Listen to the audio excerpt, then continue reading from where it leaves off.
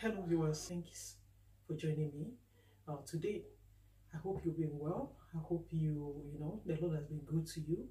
And I know the Lord has been good to you. The fact that you are alive to witness this moment, it is the Lord's doing and it should be marvelous in our sight. And I pray that the Lord's mercy and goodness will not cease in all our house and our homes and in our lives in Jesus' name.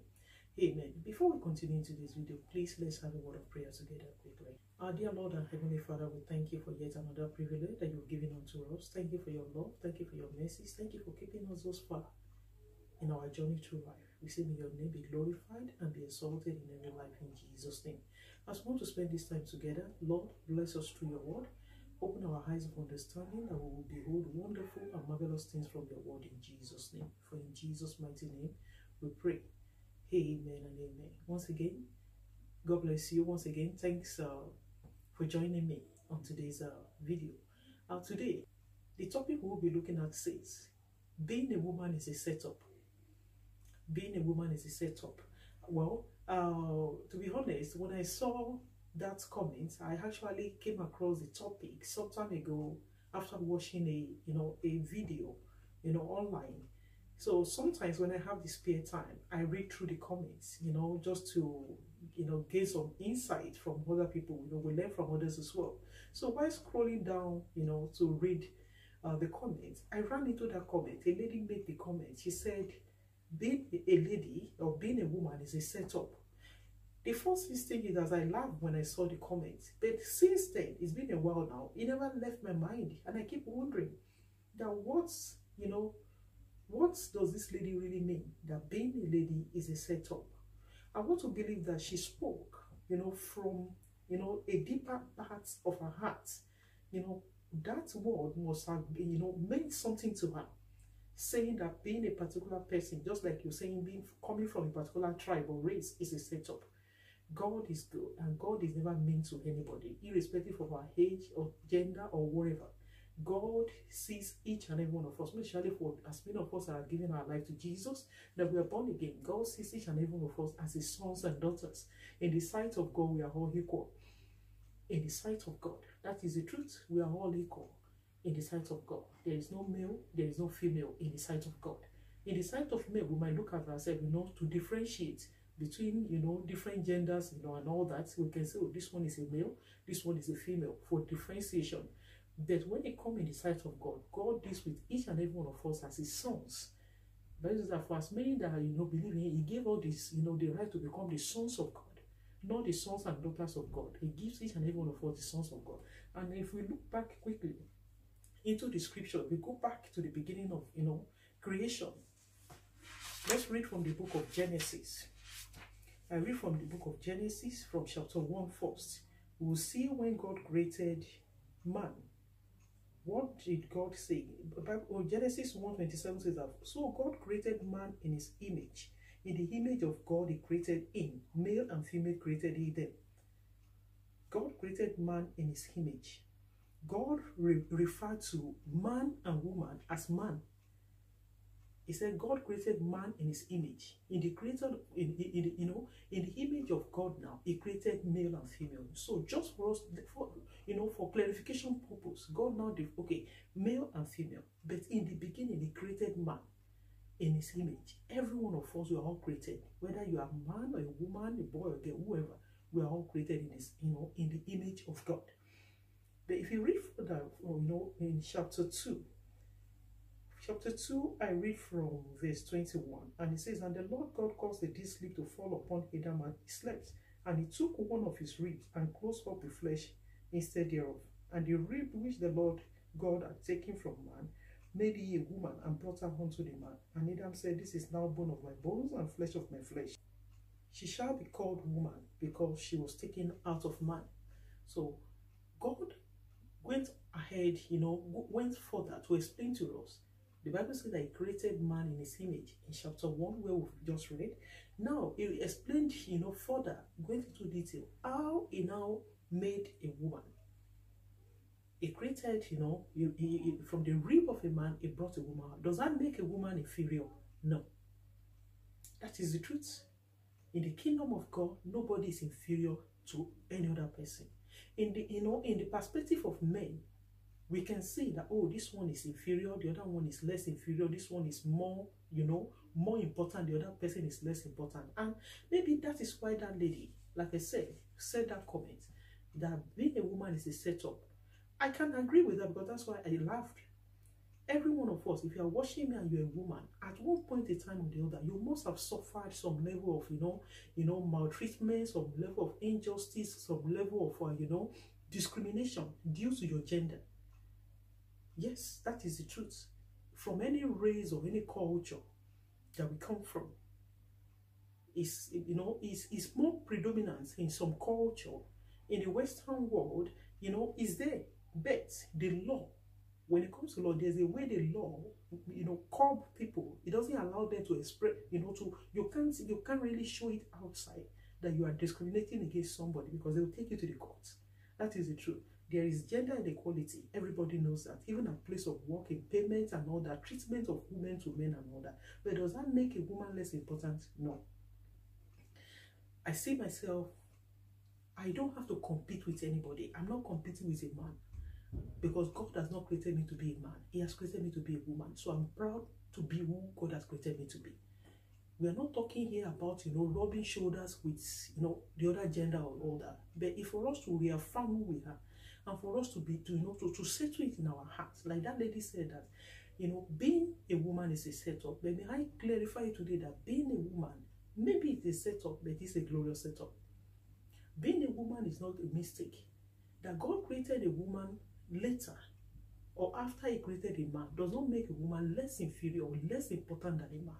And we will go more into the scripture, and we will look at the life of other people also to portray this point.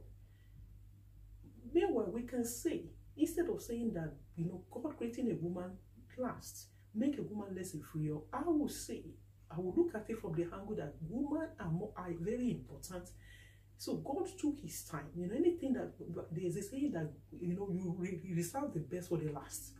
God reserve, the best for the last. Hallelujah. So if you're watching and you're a woman, have this settled in your heart that God creating you and me last does not mean that we are an afterthought. God never thought of us. So it now came to his mind, oh, I remember I need to do something, and he now kept up with a woman. No, we are not an accident. We are not an afterthought.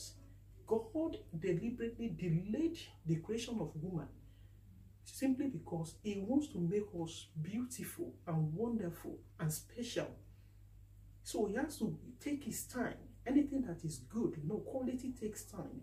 Quantity is everywhere, but when you come to quality, it's not always everywhere. Quality is scarce. So as a woman, feel important, feel it's not a matter of pride, but let it be settled in your heart. Like it's settled in my own heart that I'm not a victim of anybody's, perspective. That because I'm a woman, I'm less important. No. When we look into the scripture, if I look at the book of 2 Kings chapter 22, we see the story of a young king, King Josiah, from the book of 2 Kings chapter 22 from verse 1 and 2. The Bible says that Josiah was 8 years old when he began to reign, and he reigned 31 years in Jerusalem. And his mother's name was Jedidah, the daughter of Adaiah of Boshad. And he did that which was right in the sight of the Lord, and walked in all the way of David his father, and turned not aside to the right or to the left. The Bible recorded the name of Jedidah first, simply because she had a great influence upon her son. An 8-year-old become a king, and the Bible recorded that he did well in the sight of the Lord throughout his reign because of the influence of his mother. That is it. So the role of a woman can never be underestimated, can never be brushed aside. So if you're watching me and you're a woman, don't let anybody make you feel less important or inferior or no. We are important in the sight of our God. And in the society, at home, in the church, anywhere, if you take a woman out of any setting, then I wonder what the setting will look like. Some people can say, oh, the woman, no, they are troublesome, they are this and that. You know what? Somebody gave an instance. He said, give a woman something, she will multiply it for you. Give her joy, she will multiply your joy. If you're a husband, give your wife joy, make her happy, and you will see how she will multiply happiness in your home. Give her trouble, she will multiply it for you. Anything you give to a woman, she will multiply it, because God has given us the grace and the ability. That is in there, is inbuilt for us to be able to make things happen. It's just the grace of God. That is the truth. So when you give a woman problem, she will multiply it for you. I once heard that a happy wife is a happy life. When your wife is happy, you are happy. Make your wife unhappy, you will live a miserable life. That is not to say that the joy of the man and the whole family is not important, but I'm just being realistic. If you underestimate your wife, or you underestimate your daughter or your mother or whoever, then you are underestimating the influence of God upon your life. God created a woman to be an helper for a purpose. And helper doesn't mean that the person is less important. God himself, the Bible called God our present help in time of trouble. God is our helper. Does that mean that God is less important? Does that mean that God is inferior? Tell God you don't need his help, and you will see that you're in trouble. So if you tell a woman you don't need her help at any point in time, then you know you're in trouble. So woman's role is important. We are not, God did not, God making us to be a woman or making you to be a woman is not a setup. But if you want to call it a setup, then know that it is a glorious setup. God has set us up for glorious purposes. God has not set us up because he hates us. He has not set us up for us to be punished and to be tread upon by people. At times, the injustice, the attitude, the abuse, and the maltreatment that women experience, at times it has to do with orientation. It boils down, it comes from one generation to the other. When we look back, why our parents, our grandparents, you will see the abuse that women suffered.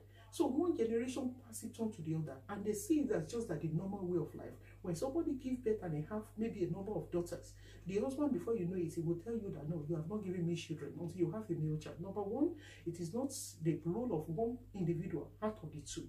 It takes two to tango. It is the husband and the wife that makes a baby. So if a woman cannot give birth to a son, it is not her duty. It is not her fault. It is between the two of you. Two of you come together to make a baby. So for you to abandon a woman or to abandon the daughters and begin to see them as nobody, I want to believe that is changing now. But I believe in some culture it is still happening. Looking down upon women as if God, is a mistake. But mind you, nobody, even a man cannot live alone in a house without a woman. You can't give birth to a baby alone on your own. That is the truth. So the role of a woman in a society or in a family, in any setting, can never be underestimated. I just mentioned the story of Jedida, the mother of Josiah. The great influence this woman had upon a 8-year-old. He grew up, he spent some years, ruling, and the Bible recorded that he did that which was right in the sight of God. Because of the influence. We can also remember the story of Samuel, the young Samuel, the great influence that the mother had upon Samuel. Samuel grew up in the midst of corruption, in the midst of all sort of evil, but because of the right standing, the right foundation that the mother gave Samuel, Samuel did not disobey or turn away from God. So that is to tell us that the role of a woman can never be robbed aside or be brushed aside by anybody. If we look at the story of Apostle Paul, mentioned a number of times in the scripture about a couple. I read from Romans 16:3. Romans 16 chapter 3. We see the story of Priscilla and Aquila. 16:3. It says, "Greet Priscilla and Aquila, my helpers in Christ Jesus." A number of times the Bible recorded Apostle Paul, in fact, not only Apostle Paul, a number of times when you see the name of Priscilla and Aquila, I don't know whether there's any point in time that they mention the name of Aquila without mentioning Priscilla. It shows the him. In fact, at times Priscilla comes most of the time before Aquila. That is not to say Aquila is less important, but to tell us that this man, the role that the wife played in his life, cannot be underestimated. And Apostle Paul, acknowledged it. He said they should greet this couple. They played a great role in his ministry and in the kingdom of God at large.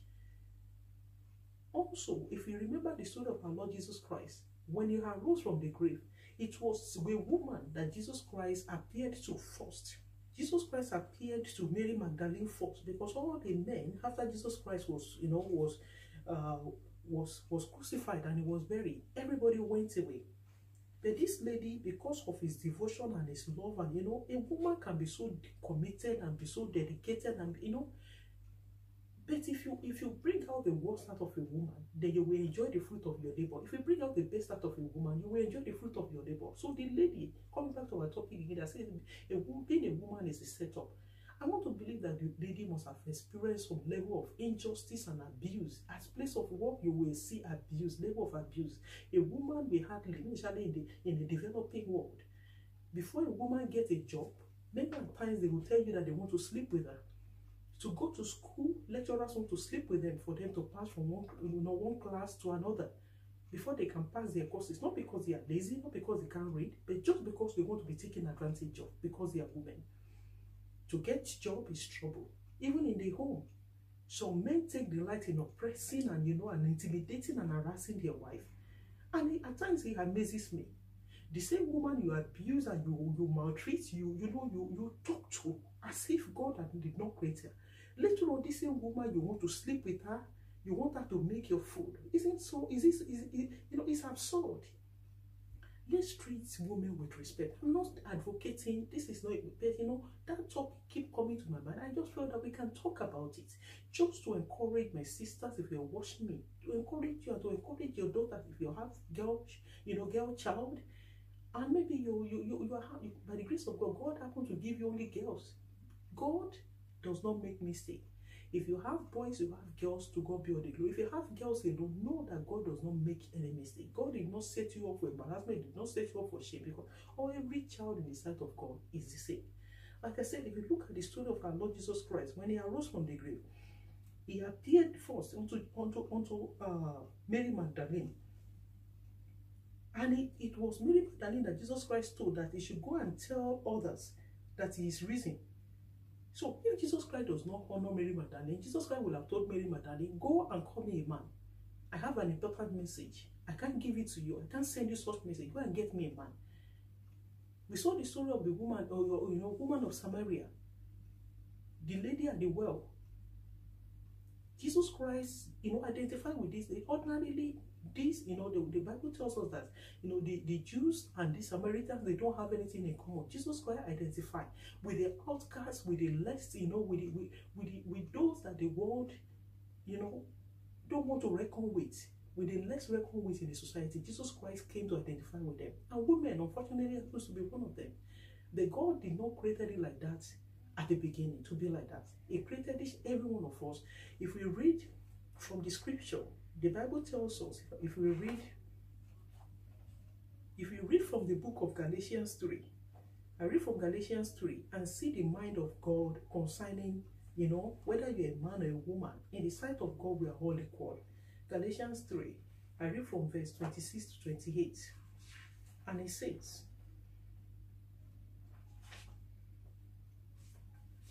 for ye are all the children of God by faith in Christ Jesus. For as many of you as have been baptized into Christ have put on Christ. There is neither Jew nor Greek, there is neither bond nor free, there is neither male nor female, for you are all one in Christ Jesus. So if there's anybody that is living, living in the with the mentality and the understanding that even in the church of God, this one is a woman. We can we segregate them to one side. They pray, we rule. This one, no, you keep quiet. You shut up when we are talking. You don't treat women with disrespect and with despite. Because like I said, you need them. When the time comes, you call upon them. You need their help. When it comes to praying, we know that you will see woman there. The Bible recorded about a woman in the scripture. The symbol of a woman in the scripture. We talk of the woman of Proverbs 31. And that is an encouragement to us women that, we too, we can emulate this kind of woman, this kind of traits and characters. We can pray that God, let it be seen in me. The Bible says that our husband, can trust her. The Bible says that in 11 that the heart of her husband does safely trust in her so that she have no need of spoil. That husband can trust her. Sisters, live a life so that your husband can trust you. Don't say you are going to the north and be found in the east. If things changes, let your husband know, so that you too, you will live a life that is dependable. Live a life that is trustworthy. Let it be that your husband can trust you. Not doubting that she's gone, or I don't even know where she's gone. You are making call, you are hiding away from somewhere. What are you hiding for? Let's live a life of integrity, so that the names, the bad labeling, the negative labeling that has been given to women, we can prove the world wrong. That being a woman is not a setup, it is not a mistake. We are not a victim, but we are victors. We are victorious in Christ Jesus. Because in the sight of God, like I just read in the book of Galatians, the Bible tells us that in the sight of God, there is no male, there is no female, there is no Jew, there is no Gentile. For as many of us we've come to Christ. There is no male, there is no female. We are all equal in the sight of God. I pray that God will liberate anyone that is watching me. If you are going through any form of maltreatment or any form of abuse, maybe at home, through your, from your in-laws, from your husband, from your place of work, even in the church of God, any form of abuse or anything that is making you to begin to wonder that God, you regret anything, something that will make you to begin to say you regret being a woman. It is not something that you're becoming. Let's be grateful for who God has created us to be. He has created us for a purpose. And I pray that we will fulfill the purpose of God for our life in Jesus' name. So it is not a setup, being a woman, everything God created. The Bible said it at the end of the day in that Genesis, that when God looked at everything he created in the Genesis 1, that God said it is good. So being a woman, you are good. If you're a man, you are good. Whatever God has created you to be, or a boy or girl, a lady or a young man, whatever you are, or whoever you are good in the sight of God. God does not make mistake. We are hearers, we are hearers of God. We are not an happy stance. We are not living by mistake. As a man, you are a hearer of God. As a woman, you are hearers of God. We are not living by mistake. We are not victims. We are victorious. Hallelujah. If you're a sister, you are watching me, you are Sister Victoria, because you are victorious through Christ Jesus. Over any victimization and every maltreatment from your home, in your home, in that place of work, the privileges that you're supposed to enjoy that you have been deprived because you're a woman, I pray that the mercy of God will liberate you in Jesus' name. You are not a victim.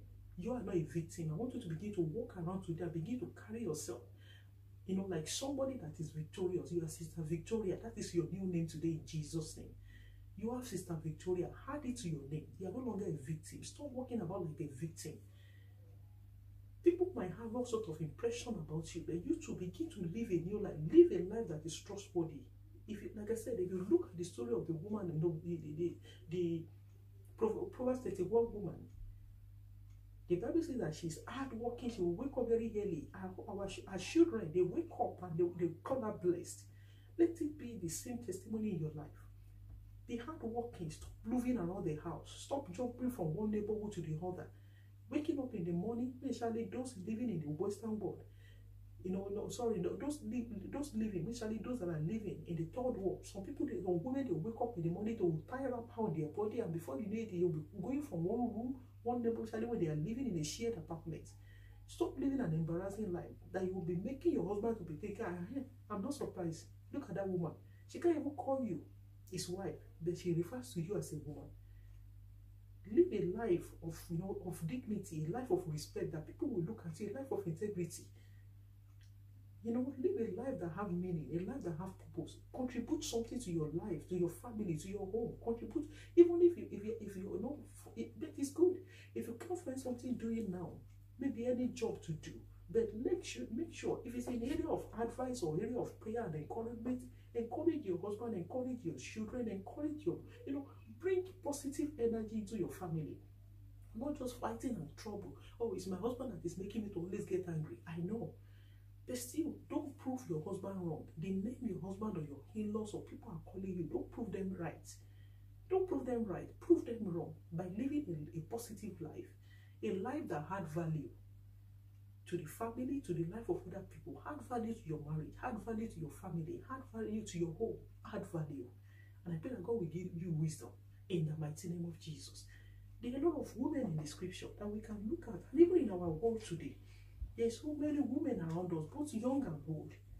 We can see the story also of the young 17-year-old Greta Thunberg, she's a young lady. I'm not an advocate for, of climate change or whatever, but anytime I see the energy of this young lady, she was able to gather people around and make things happen. She has a passion, and she was ready to go out for it. Even when, some people are trying to silence her and shut her down, she's not going to shut up. We saw the story of Malala also, the Haitian lady. These are young ones. We saw a lot of elderly people also. Anywhere Obama goes, you will see a wife with her, you will see his wife with him. Because she's a woman, that brings about positive, positive vibe, positive energy, that contributes something, to the well-being and to the growth of the husband. There's a saying that behind every successful man, there's a woman. So can the same be said of you that, if they look at this, the success of your husband, and you are behind your husband or you're against your husband, I feel that God will give us wisdom. As women, that God will give us positive energy. We will not prove the world right. There is a negative, perspective and impression that people have about women. Like I said, it has always been there from one generation to another, but it can stop with us. Raise your sons and raise your daughters in such a way that they will see every gender as equal. That we are all equal in the sight of God. Nobody is a second class citizen in the sight of God, even in the kingdom of God. We are all sons of God. The Bible calls us sons. Sons because in the sight of God there is no male, there is no female. We are all children of God. I pray that God will give us understanding, and He will help us. It will give us wisdom, and it will strengthen us. It will, it will give us the grace to be able to right the wrong, that the world, generation before us, has created, the kind of negative impression and perspective that, we've passed from generation to generation. It can start with you. It can start with me. Raise your sons and daughters. Let them know that there is nobody that is less inferior. What your daughter can do, make sure your son can do the same. When I'm in the kitchen, I can call my son, I can call my daughter, I can call any of them to come and help me to do anything. There is no discrimination. Funny enough, at times I even tend to call the boy my son than my daughter. But at times I'll just, I should be, this young lady too should be doing something. But the point is that, so that there will be no discrimination that one person can cook, the other one cannot cook. Everybody, treat them equally, and treat everyone. Treat your sons to respect, the other gender. Let your males respect the females, and let the females respect the male. Let them be equal. Equality in the sense that they respect one another and treat ourselves with dignity and respect, whether you're a male or female. God does not make mistakes. There is that everything God created is good. You are good, I am good. And remember that from today, you are Sister Victoria, and I am Sister Victoria because through Christ Jesus we are victorious. We are victorious over every oppression, over every intimidation, and over every harassment of men. In your marriage, you are victorious. Over the oppression from your in-laws, you are victorious. Over the intimidation plus from your place of work, you are victorious in Christ Jesus. Over the oppression from neighbors, whoever, anybody that is giving you, sleepless nights simply because you're a woman. God did not make mistake for creating you a woman. But rather, begin to use your energy and ask God to give you the grace to do whatever you can do to bring positivity to your world, to your family, and to the people around you. And I pray that the Lord will give you and I the grace to do that which is right in Jesus' name. If you are watching me before we go, if you are here to give your life to Jesus, I encourage you to do that now. Give your life to Jesus so that He will be able to help you to overcome any challenges, to be able to help you to channel your energy positively, and for you to be able to see indeed your identity, that whether you're a male or a female, your identity is hidden in Christ. Your identity is not hidden in your gender, it's not hidden in your race or your culture, not even in your maybe you have money or you don't have money. No, your identity is hidden in Christ. So if you give your life to Jesus, you'll be able to discover who you are in Christ. And when you know who you are, you'll be able to begin to live your life to the fullest, to the glory of God. And I feel that the Lord will give you the grace to live, to honor the one that has created you for His glory in Jesus' name. If you are happy to give your life to Jesus, let's close our eyes together and pray this short prayer together. You say this prayer after me. Dear Lord, thank you for giving me your Son, Jesus, to come and die for my sin. I acknowledge I'm a sinner in need of a Savior. Come into my life, dear Lord, and reign in my life. Forgive me of my sins and give me the grace to sin no more. Reign in me from today onward and give me the grace to follow you till I see you face to face in heaven. Thank you for the answered prayer. For in Jesus' mighty name we pray. Amen. Thank God for your life. You've just given your life to Jesus, and I ask for the grace for you to be steadfast to the end in Jesus' name. No power of hell will be able to separate you from the love of God in Jesus' name. I encourage you to find yourself a Bible-believing church, though that might be a little bit difficult due to the circumstance going around the world now. But find time to study the Word of God. Learn the Word of God, because that is the only way you can grow in the knowledge of God. And I pray that God will lead and guide you by His Spirit in Jesus. Now, I also encourage you and invite you to join me here regularly as we start the scriptures together, as we look into the Word of God together. And as we do that, the Lord will continue to grow you in grace and in His love and in His mercy and in His favor in Jesus' name. And He will grow each and every one of us in Jesus' name. Thanks for watching today's video. If you are here for the first time and you have not subscribed to this channel, I encourage you to please subscribe and click the bell button beside it. It's a notification button. It will help you to know whenever I upload a new video. And if you are subscribed, thanks so much, and thanks for watching me again today. I appreciate you, and I hope to see you again in my next video. Remember that I love you, but Jesus Christ loves you more. Please keep yourself safe. Stay indoor, according to the government order. And I pray that as we play our own part, the mercy of God will keep each and every one of us. That when this whole, COVID drama is over, we all will have a good testimony to share with one another in Jesus' name. Once again, remember I love you, but Jesus Christ loves you more. God bless you. See you in my next video. Bye for now.